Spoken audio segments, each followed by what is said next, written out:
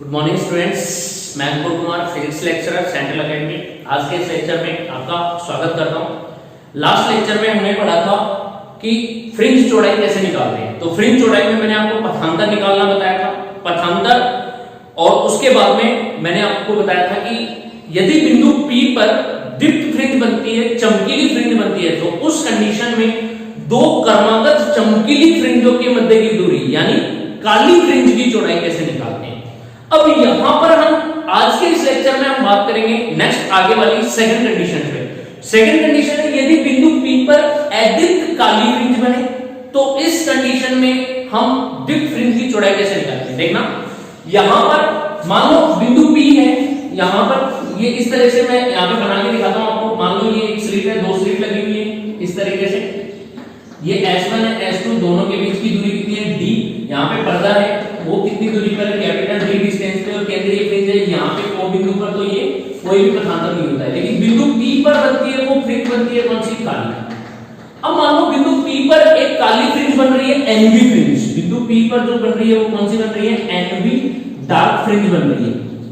NV dark fringe बनेगी, फिर इसके ऊपर जो एक क्रमागत एक और डार्क फ्रिंज लेंगे तो वो कौन सी होगी, ऊपर वाली मान लेते हैं N+1V डार्क फ्रिंज बन रही है। अब दोनों क्रमागत काली फ्रिंजों के मध्य की दूरी होगी, वो वाली फ्रिंज कौन सी होगी, ब्राइट फ्रिंज होगी। इसका मतलब यदि बिंदु P पर अदीप्त फ्रिंज बने तो इस कंडीशन में हम कौन सी फ्रिंज की चौड़ाई निकालेंगे, तो इस कंडीशन में जो निकलने वाली होगी वो होगी दीप्त फ्रिंज की चौड़ाई। कौन सी फ्रिंज की चौड़ाई होगी, दीप्त फ्रिंज की चौड़ाई। ये फाइंड आउट कर सकते हैं। तो चलो स्टार्ट करते हैं। यहां पर मान लेते हैं ये बिंदु P पर काली फ्रिंज बन रही है जो कि कितनी दूरी पर, x, और यदि NV काली फ्रिंज बनेगी तो दूरी कितनी मानेंगे, x है। तो यहां पे लिखते हैं यदि बिंदु P पर NV काली फ्रिंज बने, NV काली या अदीप्त फ्रिंज बोल सकते हैं, फ्रिंज बने तो इसकी दूरी कितनी हो जाएगी, तो xn बराबर होगी लैम्डा कैपिटल D अपॉन में स्मॉल d। यही होती है लैम्डा कैपिटल D अपॉन में स्मॉल d, ठीक है। तो इसको समीकरण नंबर 2 तो ठीक है, नहीं तो कोई बात नहीं। अब यहां पे देखो काली फ्रिंज बन रही है, इसका मतलब कौन सा व्यतिकरण, काली फ्रिंज बन रही है तो तीव्रता क्या है, 0 न्यूनतम। और न्यूनतम तीव्रता कौन से व्यतिकरण में होगी, विनाशी व्यतिकरण में होगी। ध्यान में रखना, अगर चमकीली फ्रिंज बन रही है तो तीव्रता अधिकतम होगी, व्यतिकरण कौन सा होगा, समकोशी व्यतिकरण। और यदि काली फ्रिंज बन रही है इसका मतलब तीव्रता होगी न्यूनतम, और व्यतिकरण कौन सा होगा, विनाशी व्यतिकरण। तो यहां पर हम जो ये पथांतर की बात करेंगे वो कौन से व्यतिकरण का आएगा, विनाशी व्यतिकरण का। अतः विनाशी व्यतिकरण में पथांतर, तो विनाशी व्यतिकरण में पथांतर होता है, कितना होता है आपको पता होना चाहिए। तो डेल्टा बराबर होगा 2n+1 लैम्डा बाई 2, ये होता है इसमें पथांतर। अतः x है तो अतः दूरी निकाल लेंगे, तो NV काली फ्रिंज की दूरी xn बराबर होगी, इसकी जगह रहेगा 2n+1 लैम्डा बाई 2 इनटू में कैपिटल D बटे में स्मॉल d। तो क्या बन के आएगा, lambda into capital D multiply हो जाएगा और 2d नीचे आ जाएगा। तो xn बराबर आएगा 2n+1 इनटू में लैम्डा कैपिटल D बटे में 2d। ये किसकी दूरी आ रही है, NV काली फ्रिंज की दूरी। अब बात करते हैं जस्ट एक ऊपर कि इसके क्रमागत एक n+1 काली फ्रिंज बन रही है। क्या बन रही है, यदि मान लो MV फ्रिंज बनाए कि MV काली फ्रिंज बन रही है तो n की जगह क्या लिख देंगे, m। PV काली फ्रिंज बनाए तो n की जगह क्या लिख देंगे, p। लेकिन यहां पर हम बात करते हैं क्रमागत, तो NV बन रही है। अब दूसरी कंडीशन में क्या माने कि बिंदु P पर n+1, इससे जस्ट एक ऊपर वाला, यदि बिंदु P पर, इसी के आगे करते हैं, यदि बिंदु P पर n+1V काली फ्रिंज बने, n+1V काली फ्रिंज बने तो इस कंडीशन में दूरी कितनी होगी, तो इस कंडीशन में दूरी होगी xn+1। और xn+1 कितनी होगी, जब NV फ्रिंज की दूरी xn आ रही है 2n+1 लैम्डा कैपिटल D बटे 2d, तो n+1 फ्रिंज की दूरी क्या होगी। अब ध्यान दें, इसी फॉर्मूले में हम n की जगह क्या पुट कर देंगे, n+1। जैसा कि मैंने वहां पर बताया था लास्ट क्लास में जब हम चमकीली फ्रिंज वाला कर रहे थे, तो n की जगह जब n+1 लिख सकते हैं तो इसमें भी n+1 लिख दो, क्योंकि अगर मान लो m भी फ्रिंज बने तो x m लिखेंगे और n की जगह क्या आ जाएगा m। अब यहां पे n+1 लिखना है तो n की जगह n+1 लिखना है तो कैसे आएगा, तो यह आ जाएगा यहां पे देखो 2 into में n है। अब कई बार क्या होते हैं बच्चों, गलती क्यों होती है कि आपको ऐसे लगता है कि ये n+1 तो है ही, तो आप क्या करते हो 2n तो यहाँ पे ठीक है 2 और बाद में क्या लिख देते हो 2n+1 लिख दिया और इस ब्रैकेट को बंद करके छोड़ देते हो। ये गलत है। गलत कैसे है, क्योंकि n की जगह हमें क्या पुट करना है 2, तो ये ऐसा कैसा है n की जगह लिख दिया हमने n+1, लेकिन ये +1 और कहां गया, ये +1 कई बार आप भूल जाते हो, तो यहां पे थोड़ा सा ध्यान रखना, ये मिस्टेक नहीं होनी चाहिए। n की जगह लिखेंगे हम n+1, लेकिन अभी ब्रैकेट क्लोज नहीं होगा, अभी हमारे पास एक टर्म बाकी है क्या प्लस में 1, ये अलग से टर्म है, तो यहां पे लिखोगे प्लस में 1 और ब्रैकेट क्लोज कर दो। ये ब्रैकेट है जिसको इस तरीके से ब्रैकेट होता है ना, तो ब्रैकेट क्लोज हो गया। अब यहां पे ये टर्म बनेगी 2 into n की जगह क्या लिख दिया n+1, फिर प्लस में 1 लैम्डा कैपिटल D अपॉन में 2D, ये आ जाएगा। अब इसको सोल्व करेंगे तो देखो 2 को n से मल्टीप्लाई करेंगे 2n, 2 को 1 से करेंगे 2 और 1 में 2 में 1 ऐड कर देंगे तो 3, तो कितना बनेगा ये आपसे n+1 की जो दूरी बनेगी, n+1 में फ्रिंज की दूरी वो बनेगी 2n प्लस में 3 into में लैम्डा कैपिटल D बटे में 2D, ये आपसे n+1 भी फ्रिंज की दूरी बनके आएगी यहां से। ये ध्यान में रखनी है आपको, गलती यहां पर होगी। अब हमें ये पता चल गया कि बिंदु P पर काली फ्रिंज बन रही है और NV, और इस NV फ्रिंज के जस्ट ऊपर वाली n+1 भी फ्रिंज भी बन रही है काली, तो दो क्रमागत काली फ्रिंजों के बीच की दूरी फ्रिंज चौड़ाई, तो हम इसमें से इसको क्या करेंगे घटा देते हैं। अब फ्रिंज चौड़ाई, तो फ्रिंज चौड़ाई कैसे निकल के आएगी, फ्रिंज चौड़ाई निकालने के लिए हमारा फॉर्मूला फ्रिंज चौड़ाई को लिखते हैं बीटा से, तो बीटा बराबर होगा n+1 माइनस में xn, मतलब n+1 भी फ्रिंज की दूरी में से n भी फ्रिंज की दूरी माइनस कर दो, वो क्या निकल के आ जाएगी हमारी फ्रिंज चौड़ाई। तो चलो वहां पे करते हैं, इसको थोड़ा सा रफ कर लेते हैं, उसके बाद में उधर से देखते हैं किस तरीके से हम फ्रिंज चौड़ाई को फाइंड आउट करेंगे।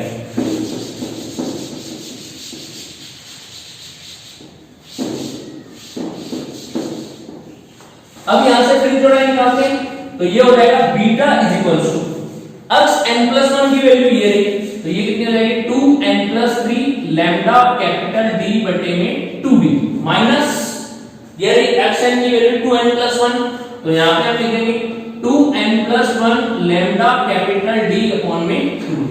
जो भी कॉमन आ रहा है उसको बाहर निकाल लेते हैं, तो कॉमन बाहर निकालेंगे beta is equals to common आ रहा है लैम्डा कैपिटल D अपॉन में स्मॉल 2D, अब bracket lambda capital D upon 2D common आ गया, बच गया कितना 2n+3, फिर माइनस में और यहां से कॉमन आ गया, बच गया कितना 2n+1, ये बच गया।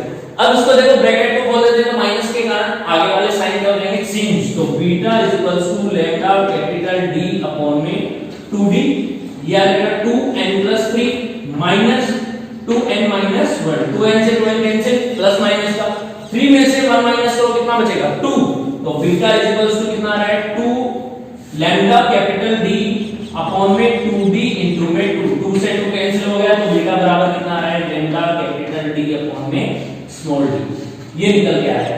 तो ये वाले जो फ्रिंज चौड़ाई है कौन सी फ्रिंज की चौड़ाई आएगी, चमकीली फ्रिंज की चौड़ाई, चमकीली फ्रिंज की चौड़ाई। और जो पहले वाले लास्ट क्लास वाला डेरिवेशन किया था वो दो क्रमागत दीप्त फ्रिंजों के मध्य दूरी मतलब काली फ्रिंज की चौड़ाई।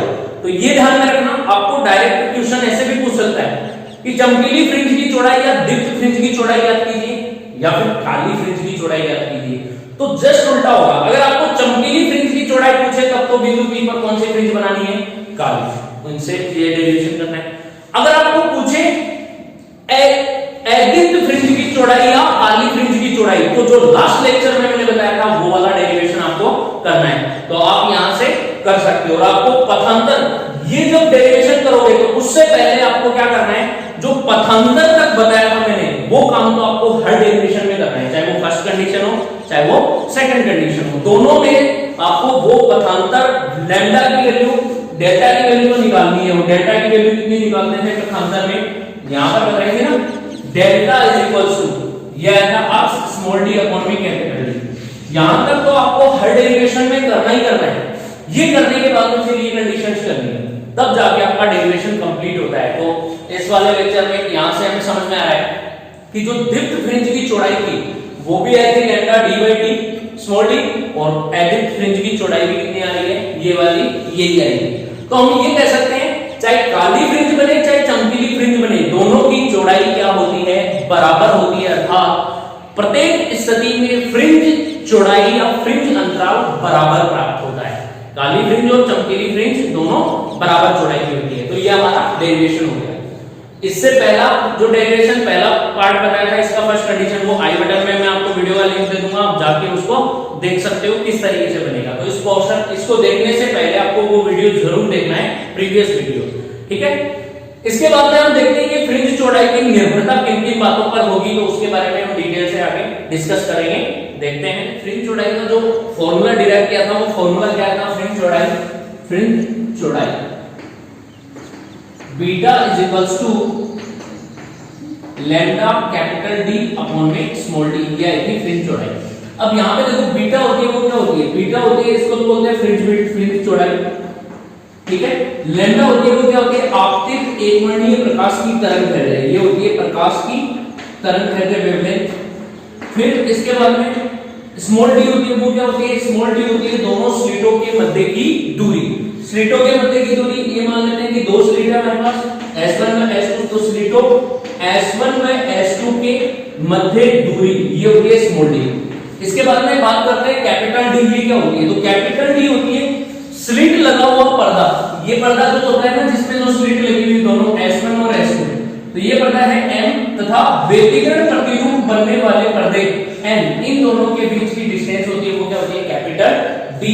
ये न्यूमेरिकल के लिए आपको ध्यान में रखनी है। तो कैपिटल डी क्या होती है, स्लिटों व व्यतिकरण प्रतिरूप बनाने वाले, व्यतिकरण प्रतिरूप वाले पर्दों के मध्य दूरी वाले पर्दों के स्ट्रिंग के मध्य की दूरी, ये होती है कैपिटल डी। तो यहां से ये फ्रिंज चौड़ाई में हमने चारों जो भी टर्म्स हैं इन चारों के बारे में बता दिया कि किस तरीके से होगी।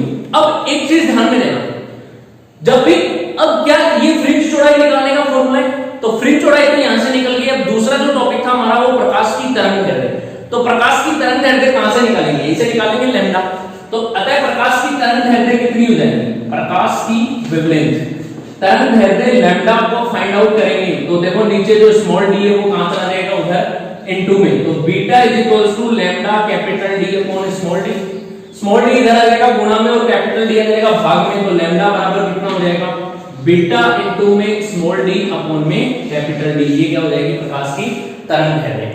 कहने का मतलब ये है इस फॉर्मूले में चार टर्म्स हैं, बीटा, लैम्डा, कैपिटल डी और स्मॉल डी। इन चारों में से हमें कोई भी तीन पता हो तो चौथी टर्म्स हम निकाल सकते हैं। न्यूमेरिकल के लिए आपको यही ध्यान में रखना है क्या, कि इन चार टर्म्स में कोई भी तीन नोन हो, हमें पता हो, तो चौथी अननोन टर्म्स हम निकाल सकते हैं, चाहे वो हमें बीटा फाइंड आउट करना हो, चाहे लैम्डा फाइंड आउट करना हो, चाहे डी या फिर स्मॉल डी, कोई भी तीन पता हो, कोई भी तीन एनीवन थ्री अगर हमें पता है तो हम चौथी टर्म्स को इजीली फाइंड आउट कर सकते हैं। क्लियर है। अब थोड़ा सा इसकी निर्भरता चलते हैं कि फ्रिंज चौड़ाई किन किन बातों पर निर्भर कर रही है। तो फ्रिंज चौड़ाई की निर्भरता, अगला टॉपिक इसमें देख लेते हैं, फ्रिंज चौड़ाई की निर्भरता किस तरीके से ये निर्भर कर रही है। तो सबसे पहले हम बात करते हैं ए, प्रकाश की तरंगदैर्घ्य पर। तो बीटा एवं प्रकाश की तरंगदैर्घ्य के क्या है, समानुपाती। यदि दोनों स्लिटों के मध्य की दूरी जो स्मॉल डी है वो कांस्टेंट रखते हैं, मतलब स्लिटों को नहीं हिलाएंगे यहीं पे क्योंकि स्लिट कांस्टेंट रहेगी, और दोनों व्यतिकरण प्रतिरूप बनाने वाले और स्लिटों के पर्दे के बीच की दूरी कैपिटल डी ये भी कांस्टेंट हो, लैम्डा अगर कैपिटल डी और स्मॉल डी दोनों कांस्टेंट हो तो बीटा किसके समानुपाती होगी, लैम्डा प्रकाश की तरंगदैर्घ्य के समानुपाती होती है। तो हम पहला ये कह सकते हैं कि बीटा समानुपाती होगी लैम्डा। क्लियर है। तो पहला जो ये प्रकाश की तरंगदैर्घ्य के समानुपाती होगी, इसका मतलब क्या है, इसका मतलब ये हुआ कि यदि प्रकाश की तरंगदैर्घ्य बढ़ रही है तो तो उस रंग के प्रकाश के लिए बनने वाली फ्रिंज चौड़ाई का मान भी क्या होगा, ज्यादा होगा।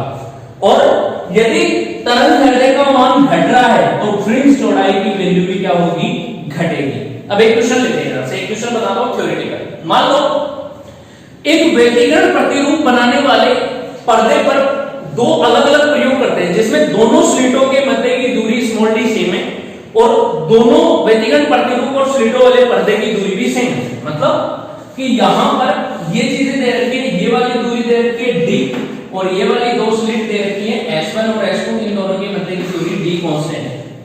यहां पर जो एक वर्णीय प्रकाश स्रोत आपतित किया जाता है वो एक बार तो रेड लेते हैं और एक बार लिया जाता है ब्लू। दो प्रकाश लेते हैं, एक लाल रंग का प्रकाश और एक नीले रंग का प्रकाश आपतित किया जाता है।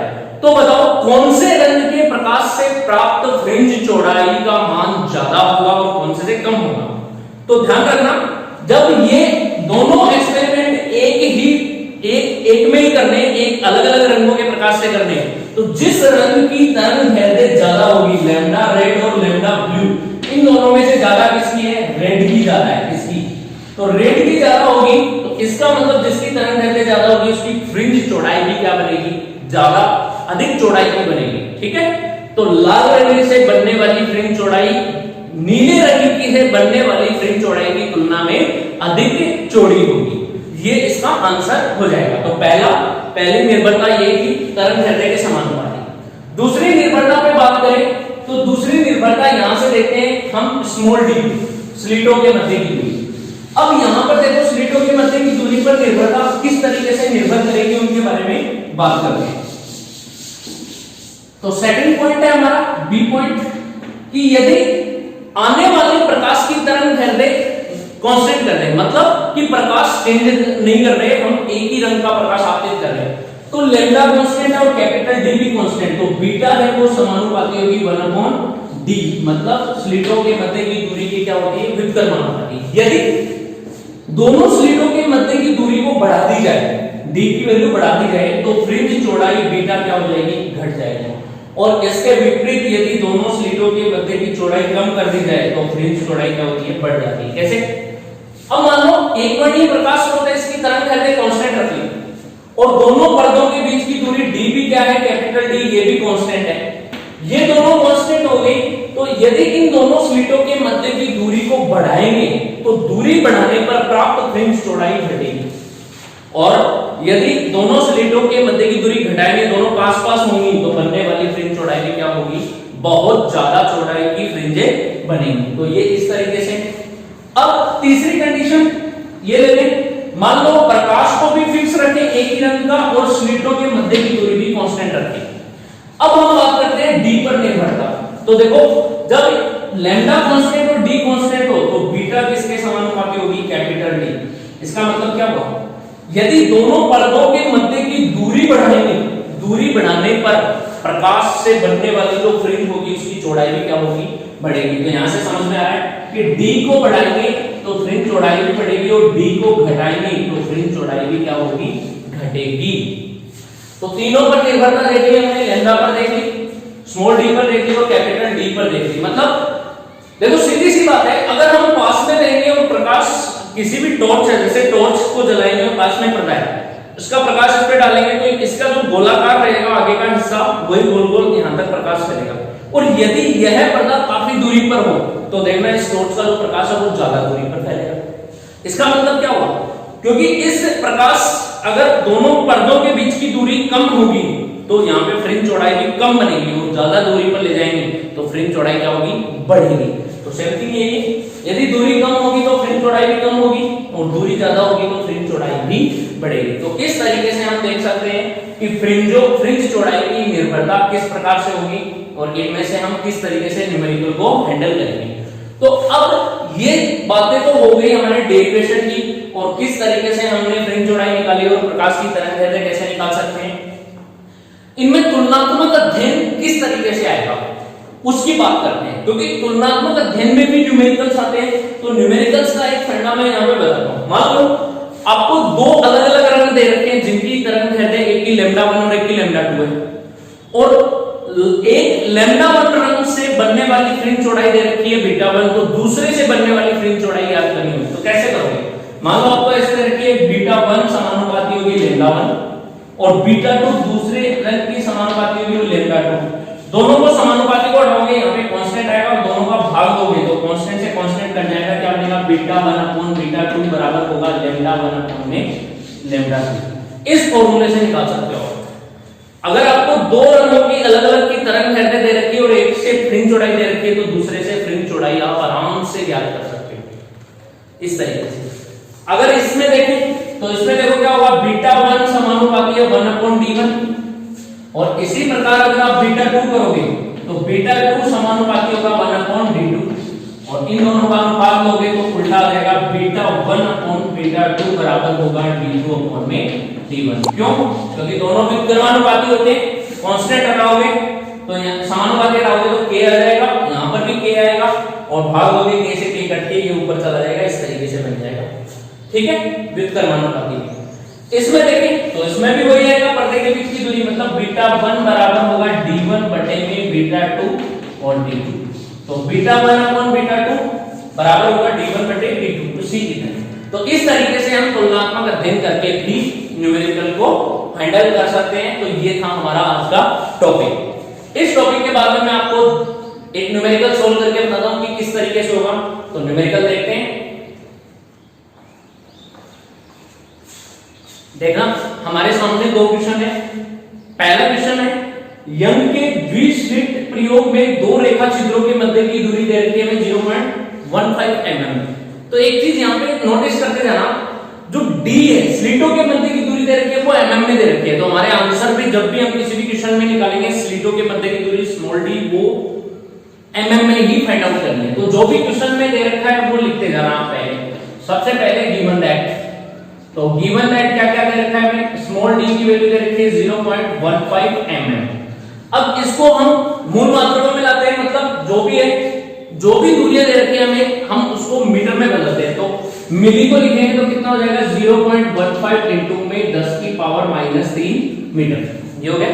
आगे बढ़ते, जब स्लिटों पर 6000 एंगस्ट्रॉम का प्रकाश, मतलब तरंग दैर्घ्य दे रखी है प्रकाश की लैम्डा 6000 एंगस्ट्रॉम।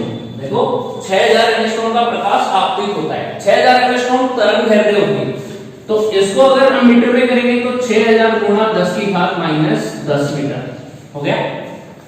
और भी शॉर्ट में लिखें तो देखो 3 जीरो से यहां से कैंसिल हो जाएगा तो 3 इंटू में 10 टू दी पावर -7 मीटर ही आ जाएगा। तरंग दैर्घ्य का प्रकाश आपतित किया जाता है। तो स्लिटों से 1 मीटर, अब देखो पर्दे की दूरी वो मीटर में दे रखी है, तो 1 मीटर की दूरी पर स्थित पर्दे पर प्राप्त फ्रिंजों की चौड़ाई क्या होगी। तो कैपिटल D का मान कितना दे रखा है हमें 1 मीटर। मैंने आपको ये बताया था कि फ्रिंज चौड़ाई जब भी निकालते हो तो उसमें 3 वैल्यू अगर गिवन है तो चौथा कोई भी आप निकाल सकते हो उस फॉर्मूले से। अतः फ्रिंज चौड़ाई, अतः फ्रिंज विड्थ, फ्रिंज विड्थ निकालेंगे तो कितनी हो जाएगी, beta is equals to lambda capital D upon में स्मॉल d। तो बीटा की वैल्यू कितनी आ जाएगी, लैम्डा की वैल्यू 6 इंटू में 10 टू दी पावर -7, d की वैल्यू 1 अपॉन में इसकी वैल्यू आ रही है 0.15 इंटू में 10 टू दी पावर -3। -3 ऊपर जाएगा किसका हो जाएगा, प्लस का। तो -3 प्लस का जाकर प्लस का 3 और माइनस का 7 तो कितना बनेगा, तो बीटा बराबर होगा 6 अपॉन, इसका पॉइंट हटाएंगे तो ऊपर क्या आ जाएगा 100 बटे में 15 इंटू में 10 टू दी पावर -4 मीटर। अब देखो इसको 15 से कैंसिल आउट करते हैं तो कितना आ रहा है 40 into 10 to the power -4 metre. 80 को एडजस्ट करेंगे तो कितना हो जाएगा, बीटा बराबर 4 गुणा 10 की घात -3 मीटर, क्योंकि ये प्लस का 1 है और प्लस का 1 माइनस का -3। अब देखो मैंने क्या बताया था कि स्लिट की चौड़ाई निकालनी है, आप आंसर ये भी दे सकते हो। और भी देखो आप यहाँ पे फ्रिंज चौड़ाई निकालनी है तो फ्रिंज चौड़ाई की तो 4 इंटू में 10 की पावर 3 को क्या लिख सकते हो, -3 को mm में लिख सकते हो। तो फ्रिंज चौड़ाई कितनी आ रही है 4 mm। ये हमारा क्या हो जाएगा आंसर। तो इस तरीके से आप सिंपल कोई भी फॉर्मूला लगा के, ये वाला फॉर्मूला लगा के कोई भी वैल्यू फाइंड आउट कर सकते हो इन चारों में से। तो ये ध्यान में रखना। तो ऐसे क्वेश्चन आप जरूर लगाना, बुक के देखना एक्सरसाइज के जितने भी क्वेश्चन होंगे एनसीईआरटी बुक या अपनी बोर्ड के लेवल की जो भी स्कूल लेवल की बुक है उसमें लेके करना ट्राई, और कंपटीशन लेवल की बुक्स में भी कर सकते हैं। सेकंड क्वेश्चन है हमारा, ये देखते हैं यहाँ पर क्वेश्चन नंबर 2, तो इसका सॉल्यूशन देखते हैं। दूसरे क्वेश्चन का क्या होगा, इसमें दे रखा है कि 630 नैनोमीटर तरंगदैर्घ्य का लेजर प्रकाश एक स्लिट युग्म पर आपतित होता है, तब एक व्यतिकरण प्रतिरूप उत्पन्न करेगा जिससे चमकीली फ्रिंज एक दूसरे से 8.1 mm की दूरी पर बनती है। अब इसमें ये बोला गया कि चमकीली फ्रिंजें एक दूसरे से कितने mm की दूरी पर बन रही है, 8.1 mm। इसका मतलब दो क्रमागत चमकीली फ्रिंजों के बीच की दूरी दे रखी है। कौन सी फ्रिंज, एडिक्ट फ्रिंज की चौड़ाई, ये फ्रिंज की चौड़ाई ही दे रखी है, ठीक है, बीटा 1 कि जब 630 नैनोमीटर मतलब लैम्डा 1 की वैल्यू दे रखी है 630 नैनोमीटर का प्रकाश डाले, तो उस कंडीशन में जो बीटा 1 आ रही है फ्रिंज चौड़ाई वो कितनी आ रही है, 8.1 mm आ रही है। अब यदि एक दूसरा प्रकाश का व्यतिकरण प्रतिरूप बनाते हैं जिससे प्राप्त फ्रिंजें कितनी दूरी आ रही है, 7.2 mm, मतलब बीटा 2 की वैल्यू आ रही है 7.2 mm, तो उस दूसरे प्रकाश की क्या निकालनी है आपको, तरंगदैर्घ्य लैम्डा 2 फाइंड आउट करनी है, ये आपको B1 है। अब ये काम करना है तो देखो लैम्डा और बीटा में संबंध मैंने आपको बताया था, यहाँ पे साफ साफ दिख रहा है, क्योंकि ये दोनों कांस्टेंट वैल्यू रखी गई है तो फ्रिंज चौड़ाई होगी वो तरंगदैर्घ्य की क्या होगी, समानुपाती। तो यहां से आप ये लगा सकते हो beta 1 beta 1 upon beta 2 lambda 1 upon lambda 2। Lambda 2 find out करना है तो लैम्डा 2 को इधर ले आओ, बाकी उधर ले जाओ, तो ये देखो लैम्डा 2 हो जाएगा बीटा 2, उधर जाके ऊपर बीटा 1 इनटू में लैम्डा 1। बीटा 2 की वैल्यू ये 6 से 8.1 mm, तो यहाँ पे वैल्यू रखेंगे तो किस तरीके से फाइंड आउट हो जाएगा, ये यहाँ पे देखता हूँ, इसको रफ करके इधर कर लेते हैं।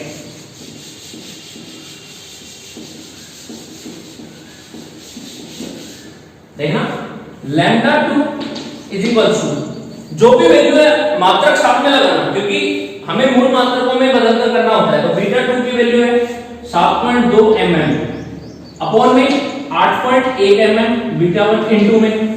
अब लैम्डा 1 की वैल्यू 630 नैनोमीटर की आ जाएगी, 630 नैनोमीटर देखो mm से mm कैंसिल, 7.2 into 630 ये कर लेंगे, तो देखो पॉइंट से पॉइंट घटाते हैं तो 72 अपॉन में 81 इनटू में 630 नैनोमीटर। चलो 9 से काटते हैं, 9 से काटेंगे 8 9 8 72 9 9 81, 9 से जा रहा है, और किसको काटेंगे 9 7 63, ये कितना रहा है 70। 7 को इससे करोगे तो लैम्डा 2 की वैल्यू कितनी आ रही है 56 560 नैनोमीटर, ये आंसर रहेगा। इस तरीके से हम तरंगदैर्घ्य निकाल सकते हैं। तो ये था आपके दोनों क्वेश्चन, मैंने दोनों टाइप के क्वेश्चन बता दिए, बहुत इजी थे। और भी अगर आपको कोई भी क्वेश्चन मिलते हैं इससे रिलेटेड तो आप बुक से जरूर सॉल्व कीजिएगा, और नहीं है तो कमेंट सेक्शन खुला है, आप बता दीजिएगा मुझे, क्वेश्चन सेंड कर दीजिएगा। टेलीग्राम चैनल, आप वीडियो के डिस्क्रिप्शन में जाओगे तो आपको एक टेलीग्राम चैनल का लिंक भी मिलेगा, वहां पर आप टेलीग्राम चैनल में जाके फिजिक्स फटाफट के नाम से उसमें जाके डिस्कशन ग्रुप में आप अपना क्वेश्चन का फोटो खींच के भेज दो, मैं आपको जरूर उसका रिप्लाई करूंगा।